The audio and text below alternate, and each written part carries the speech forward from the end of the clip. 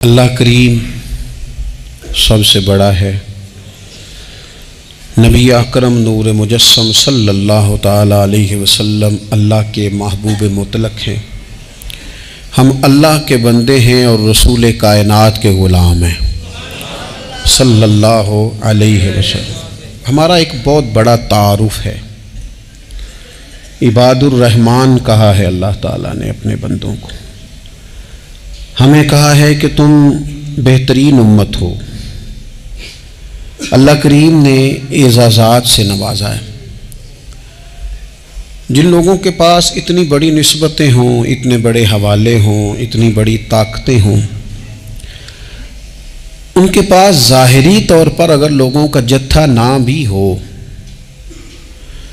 اور ظاہری طور پر اگر مال و اسباب وقتی طور پر نہ بھی ہوں، اقتدار، عہدہ اور بڑے لمبے چوڑے نعرے ان کے پیچھے نہ بھی لگ رہے ہوں، تو یہ بہت بڑا تعارف نہیں کہ اللہ کے بندے ہیں اور رسول کریم کے غلام ہیں۔ اور کیا یہ تعارف جینے کے لیے، زندہ رہنے کے لیے اور گردن اٹھا کر جینے کے لیے بہت بڑا تعارف نہیں؟ باوجود اتنے بڑے تعارف کے اگر کوئی بندہ کمزور باتیں کرے، کچی پکی گفتگو کرے اور وہ اپنے آپ کو بار بار مظلوم ثابت کرنے کی کوشش کرے، وہ بار بار اپنے زخم دکھائے تاکہ وہ قابل رحم قرار پائے، تو یہ باتیں ایک مومن کو، ایک مسلمان کو، اللہ کے ایک بندے کو ذرا زیبا نہیں دیتی، ذرا اچھا نہیں لگتا۔ مسلمان اعصابی طور پر، ذہنی طور پر، نفسیاتی طور پر ایک طاقتور قوم ہے۔ مسلمان وہ قوم ہے جو مرعوب نہیں ہوتی، یہ روب دکھاتی ہے، روب۔ ہم وہ لوگ ہیں کہ جن کے اکابرین سوئے بھی ہوتے تھے، نہ سوئے ہوتے تھے حضرت عمر، لیکن ان کو سوئے ہوئے دیکھ کر بھی لوگ کانپا کرتے تھے، اس لیے کہ شیر تو شیر ہی ہوتا ہے نا، وہ سویا ہو تو پھر بھی شیر ہی۔ تو میں کچھ عرصے سے اس کمی کو بڑی شدت سے محسوس کرتا ہوں کہ لوگ، یعنی کوئی شخص بھی ملتا ہے تو وہ اس لہجے میں بات کرتا ہے کہ اسے مظلوم مان لیا جائے، قابل رحم مان لیا جائے، اس کی مدد کی جائے، اس پر توجہ کی جائے۔ یہ مسلمان کی شان نہیں۔ آپ سورہ بقرہ پڑھیں گے تو قرآن مجید اصحاب صفہ کی شان بیان کرتا ہے کہ انہیں بڑی حاجت ہے، بڑے ضرورت مند ہیں۔ وہ لوگ تھے جو کئی دنوں تک روٹی نہیں کھاتے تھے، لیکن رب فرماتا ہے کہ میرے محبوب کے مدرسے کے ان طالب علموں کو جو دیکھے گا اسے محسوس ہوگا کہ یہ تو بڑے امیر لوگ ہیں۔ کیوں محسوس ہوگا؟ لا یسألون الناس الحافا، یہ لوگوں سے لپٹ کر سوال نہیں کرتے، کشکول طلب نہیں دراز کرتے، یہ اپنے پردے کو قائم رکھتے ہیں۔ خودداری، عزت نفس، وقار، خودی، ہمارے ہاں تیزی سے ان چیزوں کا آج جو ہے وہ یوں محسوس ہوتا جیسے قحط ہو گیا ہے۔ الا ماشاءاللہ، آپ کے زخم دکھانے سے کوئی بھی آپ کا زخم نہیں بھرے گا، بلکہ میں نے تو یہ دیکھا ہے اپنی زندگی میں کہ اچھا بھلے تعلقات چل رہے ہوتے ہیں، آپ کو ذرا ضرورت پڑ جائے تو سامنے والا آنکھیں پھیر لیتا ہے، اسی وقت اس کا ماحول اور اس کے حالات خراب ہو جاتے ہیں۔ اس لیے اپنا سارا بھروسہ، اپنی ساری توجہ، اپنی سوچوں کا مکمل مدار صرف اللہ رسول کی ذات کو بنائیں، اور اس انداز میں بنائیں کہ کون دیتا ہے دینے کو تو چاہیے، دینے والا ہے سچا ہمارا نبی۔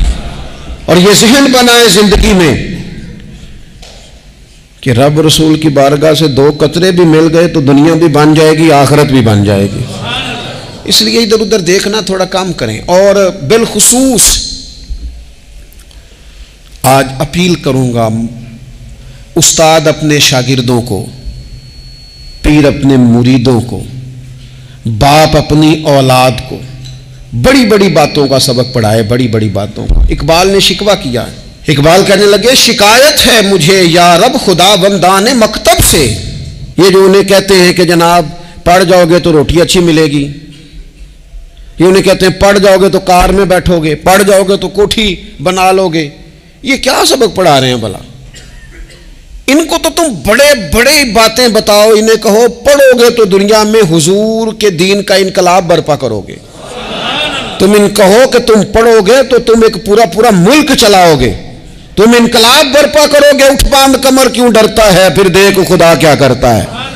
اقبال کہنے لگے یہ تم کیا سبق پڑھا رہے ہو کہ روٹی صحیح مل جائے گی، چندہ اکٹھا کرنے کا طریقہ آ جائے گا؟ کہنے لگے شکایت ہے مجھے یا رب خدا وندان مکتب سے، سبق شاہی ہے اور بچوں کو دے رہے ہیں خاک بازی کا۔ اڑنے والی تعلیم تھی اور یہ انہیں رینگنے کا سبق پڑھا رہے ہیں۔ تگڑی تگڑی باتیں بچوں کو سکھاؤ، تگڑی تگڑی۔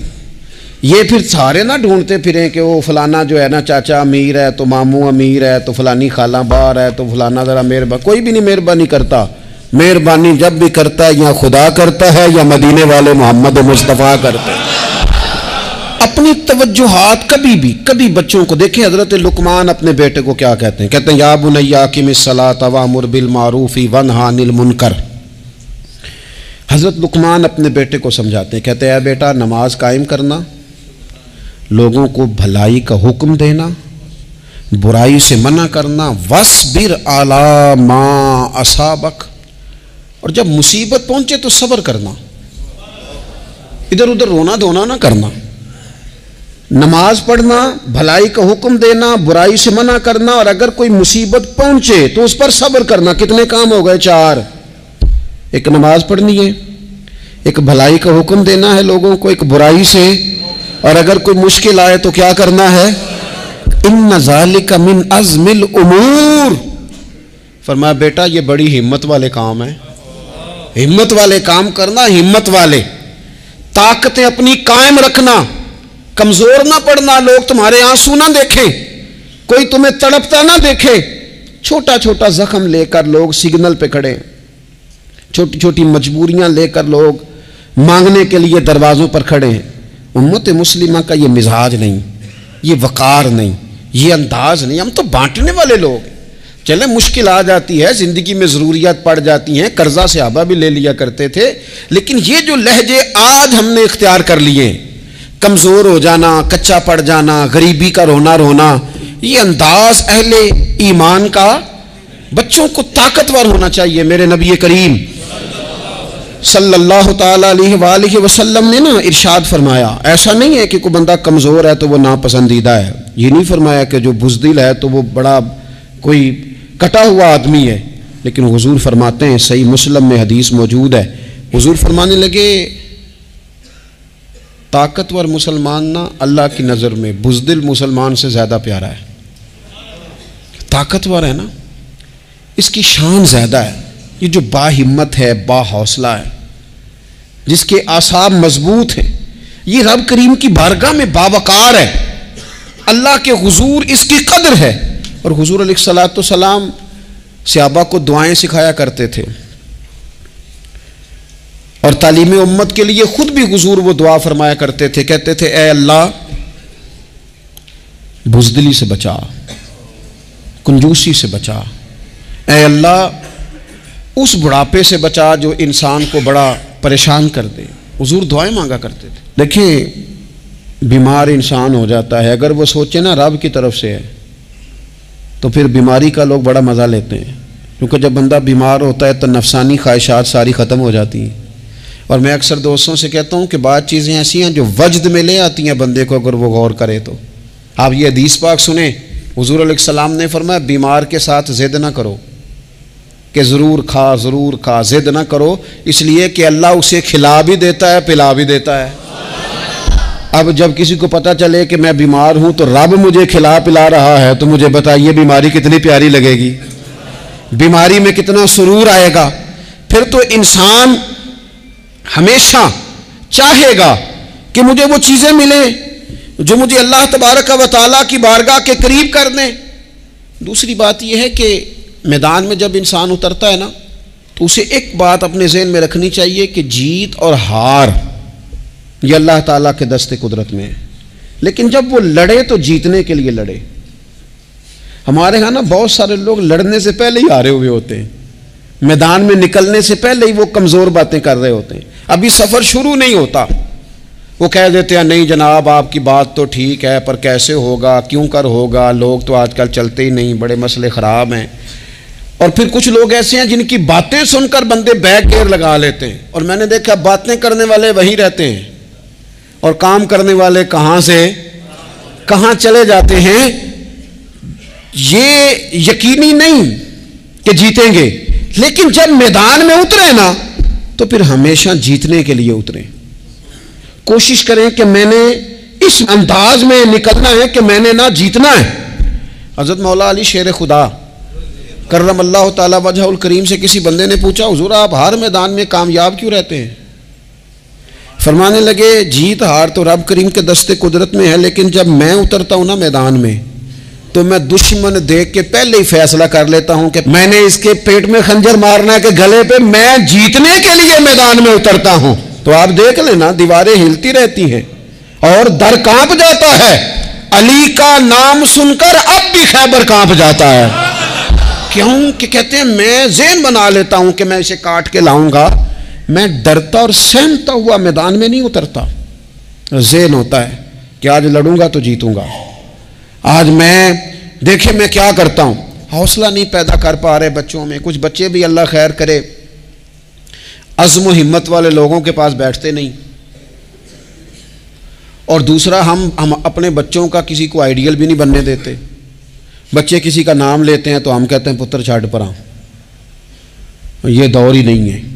ہم کوئی ایسا ذوق، کوئی مزاج، کوئی طبیعت پیدا ہی نہیں ہونے دیتے۔ کچھ آنے والی نسل کا مزاج ہے کہ وہ اٹھنا نہیں چاہتی، بیٹھنا نہیں چاہتی، چلنا نہیں چاہتی، وہ چاہتی ہے میں لیٹی رہوں، موبائل میرے ہاتھ میں رہے، باقی سارے کام ریموٹ کنٹرول ہو۔ جب انسان دیکھیں نا، ایک ڈاکٹر صاحب کے پاس ایک دفعہ میں گیا تو ایک مریض کو وہ سمجھا رہے تھے، اسے کہہ رہے تھے کہ تو تھوڑی ورزش بھی کیا کر، تھوڑی ورزش بھی کیا کر، اور ساتھ انہوں نے بڑی اچھی بات کی، کہنے لگے اللہ تعالیٰ نے نا جسم میں جوڑ بنائے ہیں، یہ گھٹنے ہیں، یہ کونیاں ہیں، اللہ نے جوڑ بنائے ہیں، اسی لیے تو بنائے تھے کہ تھوڑی ان کو حرکت بھی دی جائے، لیکن اگر آپ ان جوڑوں کو حرکت ہی نہیں دیں گے تو یہ تو زانگا لود ہو جائیں گے۔ تو کام زندگی میں عزم کے ساتھ، ہمت کے ساتھ، اور سب سے بڑی مضبوطی یہ ہے کہ آپ یہاں سے مضبوط ہوں، آپ اعصابی طور پر مضبوط ہوں۔ یہ جو کمزوری ہے نا، ذہنی کمزوری، میں نہیں پسند کرتا کہ مطلب خواتین بچوں کو اس لیے ڈرائیں کہ بیٹا او ہو بلی آ گئی ہے۔ وہ بلی کیا ہوتی ہے جی؟ لیکن جو خواتین حج بھی بچوں کو بلی سے ڈرائیں گی، اچھا اس کو ڈرا بلی سے رہی ہوتی ہیں اور ساتھ کہہ رہی ہوتی ہیں ماما کا شیر، جی آپ کا شیر بلی سے ڈرتا ہے، یہ اماں کا شیر بلی سے ڈر رہا ہے، آپ نے اس سے بلی سے ڈرا دیا اور نام شیر رکھ دیا ہے۔ یہ کیسا شیر ہے کہ جو بلی آتی ہے تو بھاگ جاتا ہے؟ یہ ماحول مطلب متضاد ہے۔ یہ کاکروچ دیکھ کر چیخیں مارنا نا، یہ برگر فیملی ہونے کی علامت ہے۔ چھپکلی دیکھ کر نا چیخیں مارنا، یہ امیر گھروں کی علامت ہے، پڑھے لکھے لوگوں کی علامت۔ یہ کیا مذاق ہے؟ جو قوم چھپکلی سے ڈرتی ہے، کاکروچ سے ڈرتی ہے، اور جو لوگ کہتے ہیں ہو یہ جناب یہ تو اندر میرے وہ آ گیا ٹوکا تو یہ کھا جائے گا، تو یہ قوم انقلاب برپا کرے گی، یہ میدانوں میں نکلے گی۔ بڑے خوبصورت انداز میں ویڈیو بنا کے تو اس کو شیئر کیا جاتا ہے کہ وہ جی قربانی والے دن بکرا ذبح ہو رہا تھا تو بچہ رو پڑا۔ کیا بات کرتے ہیں آپ؟ یہ جہاد کرے گا بچہ کل کو جو بکرے ذبح ہونے پہ روتا ہے؟ اعصابی مضبوطی ذہنی طور پر مضبوط کب ہوتی ہے؟ جب انسان اخلاقاً مضبوط ہوتا ہے، اس کی طبیعت وزادار ہوتی ہے، اس کا مزاج اسے مضبوط کرتا ہے۔ آپ ایک حدیث دیکھیں، ترمذی میں موجود ہے، حضور علیہ الصلوۃ والسلام نے فرمایا جب اللہ تعالیٰ نے زمین کو پیدا کیا تو زمین ہلنے لگی، تو اللہ نے پہاڑوں کو میخیں بنا کر، قلعے بنا کر زمین میں لگا دیا تو زمین ٹھہر گئی۔ فرشتے فوراً عرض گزار ہوئے کہ مالک تیری سب سے طاقتور مخلوق یہ پہاڑ ہیں؟ فرمایا نہیں، لوہا جو ہے نا وہ پہاڑوں سے بھی طاقتور ہے، کیونکہ لوہا پہاڑ کو کاٹ دیتا ہے۔ یا اللہ پھر لوہا سب سے طاقتور ہے؟ فرمایا نہیں، آگ اس سے بھی طاقتور ہے۔ کیا آگ سب سے طاقتور ہے؟ تو فرمایا نہیں، پانی بھی ہے۔ کیا پانی طاقتور ہے؟ فرمایا ہوا بھی ہے، جو پانی کا رخ پھیر دیتی ہے۔ مسلمانوں خدا را اس سے بڑا ذوق نہیں ملے گا۔ میں طاقتور ہونے کا طریقہ بتا رہا ہوں، ہمارے ہاں لوگ سمجھتے ہیں کہ میں بولتا زیادہ ہوں اس لیے میں طاقتور ہوں، میرے پاس اسلحہ زیادہ اس لیے میں یہ دیکھو حضور نے بتایا طاقتور کون ہوتا ہے۔ یا رسول اللہ پتھر پہاڑ طاقتور ہے؟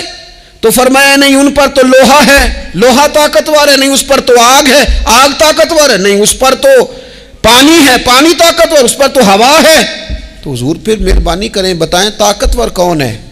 تو یہ دیکھو نا، یہ یاد رکھو نا، یہ کائنات کے سب سے بڑے حکمت والے محبوب کی بات یاد رکھو نا۔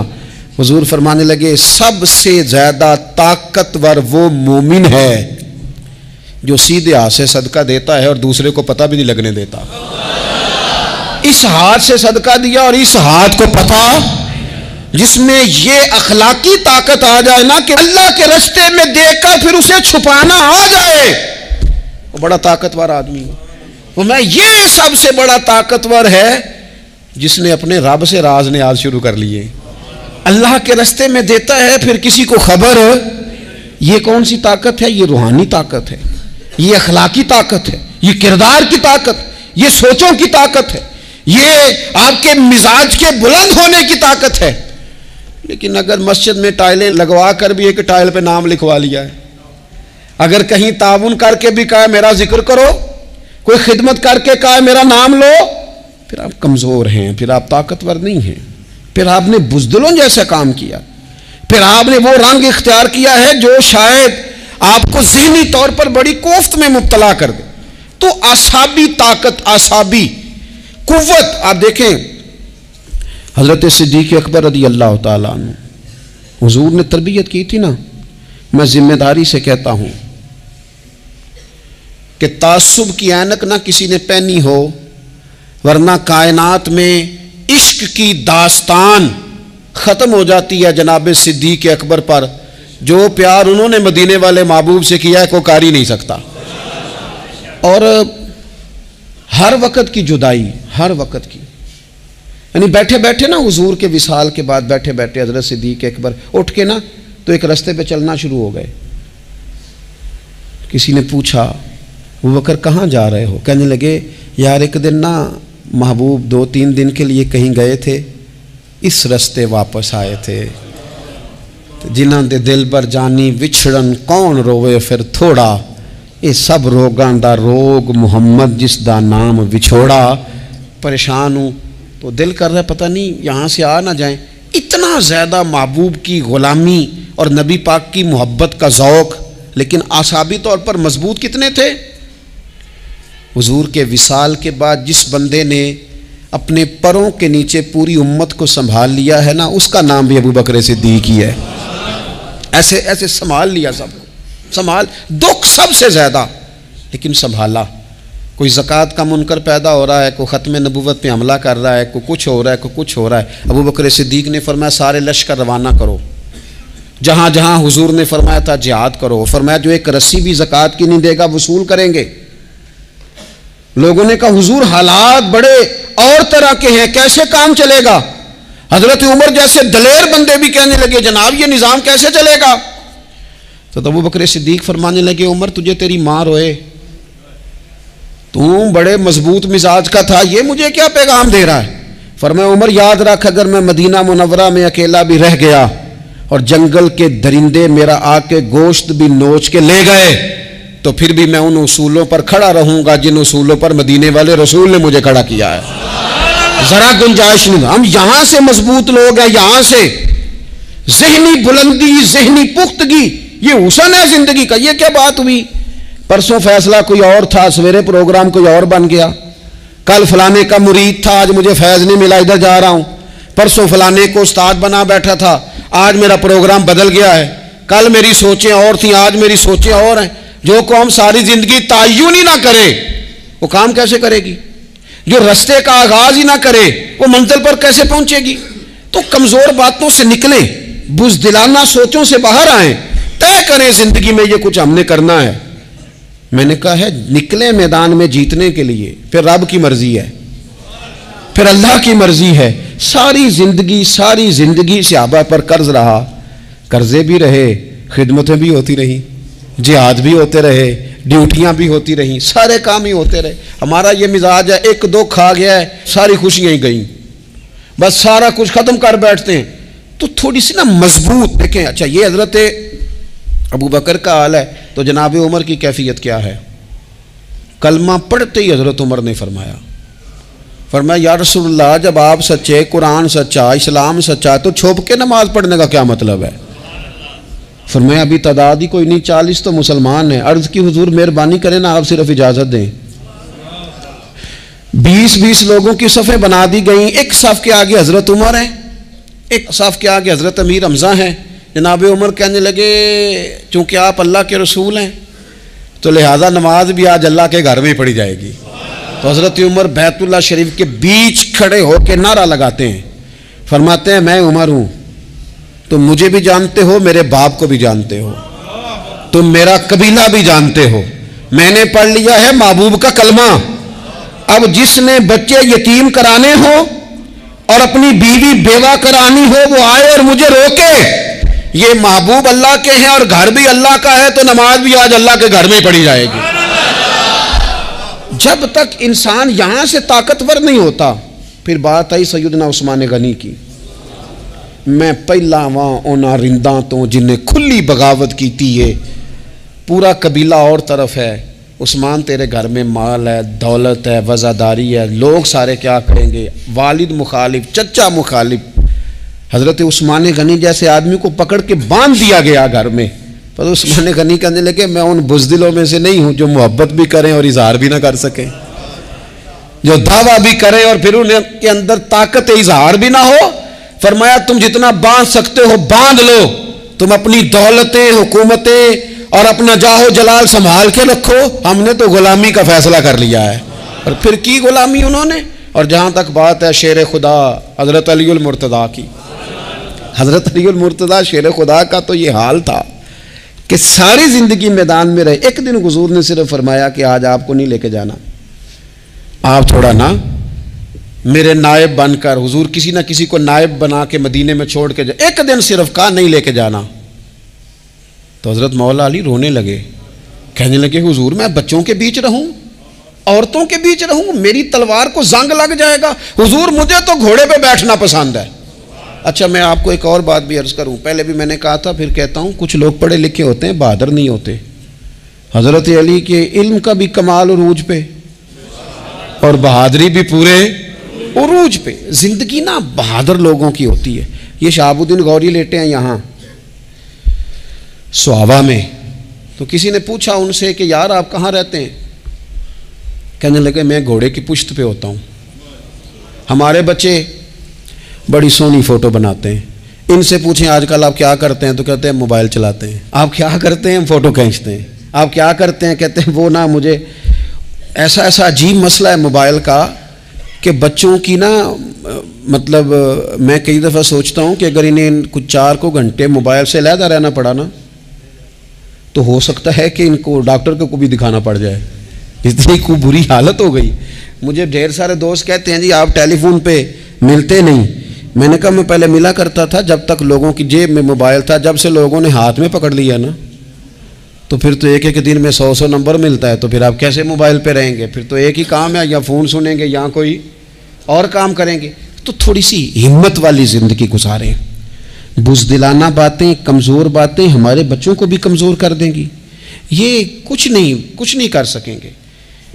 حضرت سیدنا عبداللہ بن زبیر رضی اللہ تعالیٰ عنہ یہ مدینہ منورہ میں پیدا ہونے والے سب سے پہلے بچے ہیں.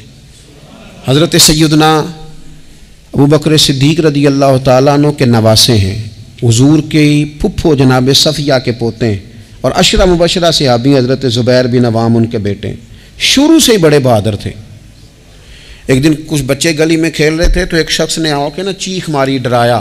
سارے بچے بھاگ گئے. جناب عبداللہ ابن زبیر کہنے لگے کیوں بھاگتے ہو؟ اب چیخوں سے بھی ڈرو گے؟ واپس آؤ سارے، میں تمہارا امیر ہوں، آؤ ذرا اس پر حملہ کریں. ہم سارے بھاگے اور یہ اکیلا کھڑا رہے. اس پر حملہ کیا، وہ ڈرانے والا خود ڈر کے بھاگ گیا. تھوڑا سا نا مزاج، ذہن، طبیعت دیکھیں نا. بدتمیزی اور چیز کا نام ہے لیکن گفتگو کا مضبوط ہونا یہ اور چیز کا نام ہے. بچوں کو جب پوری طرح یہاں تو ہم ان کو اس قدر زیادہ کمروں میں بند رکھتے ہیں کہ جب وہ نکلتے ہیں باغی ہو جاتے ہیں.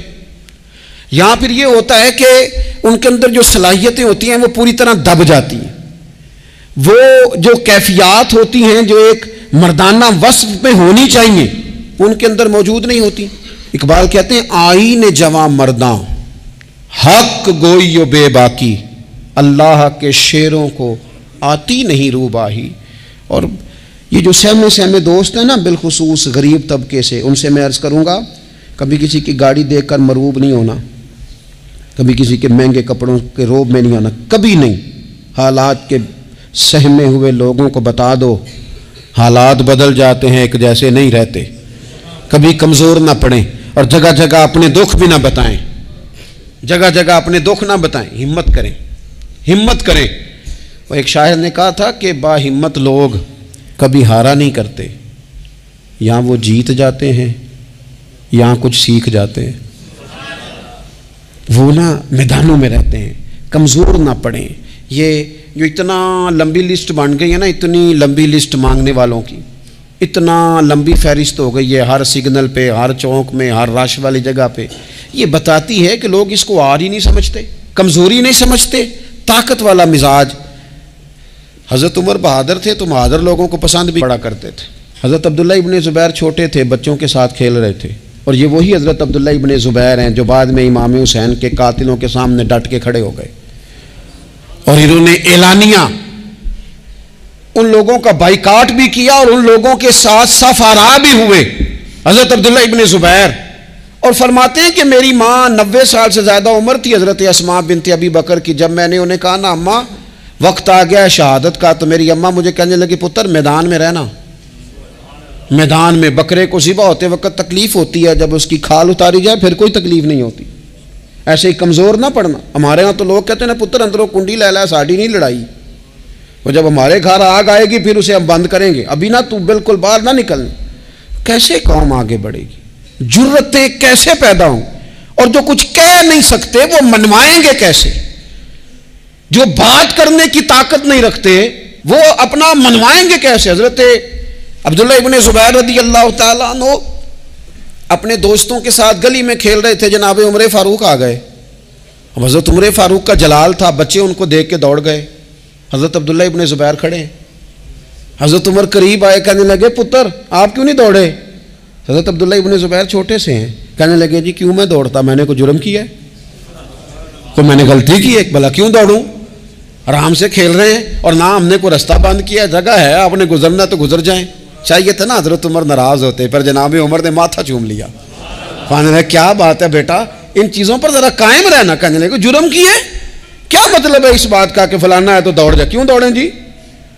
تو ہم نے جو قوم کو سکھانا شروع کیا ہے نا، دیکھیں فقر اور چیز ہے، درویشی اور چیز ہے، سادگی لیکن ظلم سہنا اور چیز ہے. دنیا میں قتیل اس سا منافق نہیں کوئی جو ظلم تو سہتا ہے بغاوت نہیں کرتا.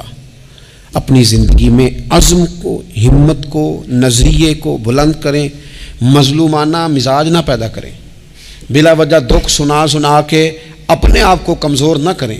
یاد رکھیں اگر ہم اپنے دکھ کسی کو سنا رہے ہیں اور اپنے آپ کو بڑا غریب ثابت کر رہے ہیں تو ایسا نہ ہو کہ ہمارے بچے اس کا برا اثر لے جائیں. خودداری سے جینا سکھائیں، عزت نفس سکھائیں. ہر وقت گھر کے اندر، کلاس کے اندر، اپنے دوستوں کی جمعیت کے اندر کمزور باتیں نہ کریں، رو دھو کے وقت نہ گزاریں. رونے سے بھی رات گزر جاتی ہے، ہنسنے سے بھی رات گزر جاتی ہے، ناشکری سے بھی دن بیت جاتا ہے اور شکر سے بھی. لیکن بس بات اتنی ہے کہ شکر والوں کا ذرا صحیح بیت جاتا ہے، ہنسنے والوں کا ذرا صحیح بیت جاتا ہے. زندگی میں عزم کے ساتھ، ہمت کے ساتھ لوگ جس حال میں مرنے کی دعا کرتے ہیں، معاذ اللہ، لوگ جس حال میں مرنے کی دعا کرتے ہیں، ہم نے اس حال میں جینے کی قسم کھائی ہے. اللہ